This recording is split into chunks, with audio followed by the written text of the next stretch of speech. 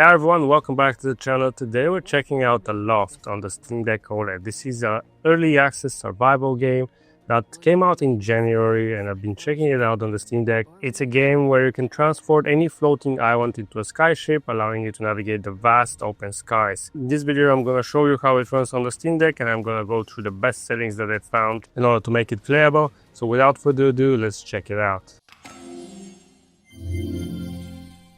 Now, Aloft is a chill skypunk survival game with a cozy vibe. You explore floating islands and you build flying bases. You can harness wind power, grow crops, and care for animals. And also you have to fight off fungal corruption spreading to the skies. It's like if Raft, Valheim, and Windbound had a baby, except now everything floats and you pretty much fly all the time. The game supports both solo and co-op for up to 8 players with a focus on exploration, crafting, and sustainability rather than punishment. In terms of core features, you're going to be building skyships, you're going to do a lot of exploration, discovery. There is some combat and restoration. You have to pretty much sustain yourself and you have to battle mushrooms. There is a lot of farming and animal care involved. And in terms of atmosphere, it's a serene yet mysterious skypunk world, and it combines the tranquility of floating islands with the challenge of an ever-present storm. Now, before I jump into performance, if you're new here, don't forget to follow my Steam Curator page. It's called Steam Flow, as well as my Steam group. I'll have links in the description. I post all my reviews there in a written form, and I always try to show you guys the best settings for the games I'm testing. It will be awesome if you follow me there. Now, in terms of performance on the Steam Deck, out of the box, Aloft runs pretty rough. Even on the lowest settings with shadows off, I was only getting between 35 and 50 FPS with some jarring stutters.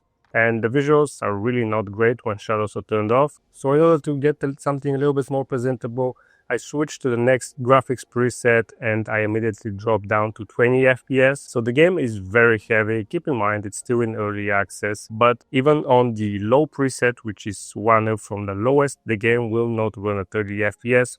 So I had to do some tweaking. And here are the recommended settings that actually got me to 30 FPS with the game not totally looking like garbage. So go to the settings menu, go to graphics and set textures to low, volumetric fog to off, anti-aliasing to very low, shadows to low. So shadows can be either off or low. There's a huge difference between off and low and you want to have them at low so the game looks just a little bit like something good.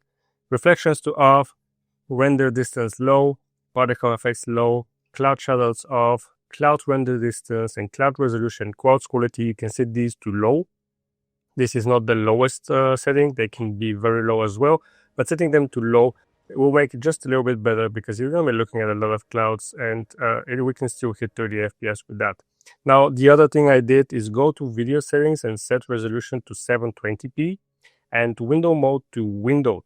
That will turn on the Steam Deck's internal FSR that will kick in. And make sure to actually go to your power options with the 3-dot menu. Go down to scaling filter, set that to sharp, set sharpness to 3, and in scaling mode, set it to stretch. So that will turn on the Steam Deck's internal FSR and it will still look pretty presentable.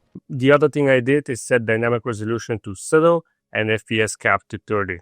Now, don't use the Steam Deck's limiter, use the in-game limiter as that will result in less of an input lag. Now, with this setup, I was getting fairly stable 30 FPS with only minor dips to 29, 28 when flying too fast. Battery life is also great with these settings. It's just over 3 hours and 30 minutes on the OLED model, which is pretty great. Now the game has multiplayer co-op mode and it works perfectly fine on the Steam Deck. There's not going to be any issues, but you can also play it offline without any issues as well. Bonus tip, the game also offers the ability to play either in first person or in third person. And switching to third person actually makes frame rate dip feel less jarring. You can also tweak the FOV. I tweaked my FOV from 70 to 80, and you can also change the camera distance behind your character. By default, it's 10, and I set that to 14, and it improves visibility without adding performance cost. I think it looks much better in third person, but this is just a preference. You can also play it in first person, and it should run pretty great. Now, the game has full controller support, and controls work great, even in menus and inventory management. It's pretty intuitive, nothing felt broken or forced. It feels like a native experience, and swapping tools and managing your inventory, your ship, it all works pretty smoothly. You often have to deal with a lot of items. You have to take them out of chests or put them in chests. And honestly, it felt pretty great even with a controller. So final thoughts, is it worth it? I think Aloft is an ambitious and pretty cozy survival game with a really unique feel, but it's still in early access and performance on the deck is pretty rough right now. That said, with the settings I showed today, it can be playable experience and it can be kind of enjoyable even on the Steam Deck. If the Steam Deck is your only option, it will work and it's surprisingly battery friendly. If you're into chill survival games and you like building flying sky bases, I think it's worth checking out.